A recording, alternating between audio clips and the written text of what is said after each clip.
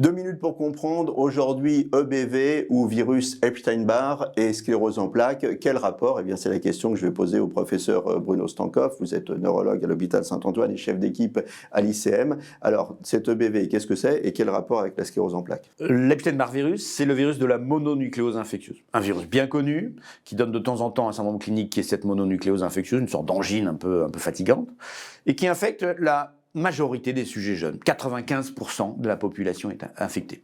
Et puis, ce qui a été démontré récemment, c'est un lien épidémiologique, statistique, avec la probabilité de développer une sclérose en plaques. En particulier, chez des militaires, chez qui on a détecté une infection à l'EBV récente. Donc, probablement dans un contexte d'infection un peu tardif.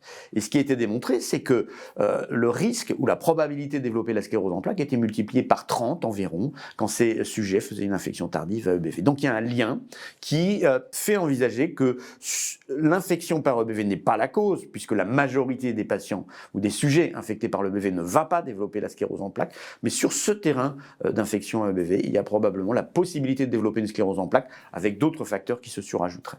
Donc on est bien clair, l'EBV n'est pas la cause, c'est un facteur de susceptibilité. Et donc, il n'y a pas de traitement miracle pour l'instant à espérer en disant on élimine le BV, on n'a plus de sclérose en plaques. Aujourd'hui, on n'a pas cette ouverture de traitement miracle sur le BV pour traiter la sclérose en plaques. C'est une grande piste de recherche parce que le lien est le plus fort qu'on ait identifié comme facteur de susceptibilité. Donc c'est un lien très fort statistique, mais on n'a pas encore suffisamment d'arguments ni de possibilités pour traiter le BV, qui est un virus avec lequel on cohabite et qu'on ne traite pas habituellement, et d'envisager que ça va traiter la sclérose en plaques. Les recherches sont à mener dans ce champ. Voilà, donc les recherches sont à mener. Il y a des pistes encourageantes, mais encore une fois, pas de traitement miracle pour l'instant. Donc on suit ça de près, mais pas de faux espoirs. Nos émissions vous plaisent, alors aidez-nous à faire grandir la chaîne. Pour parler santé au plus grand nombre, partagez, likez, abonnez-vous.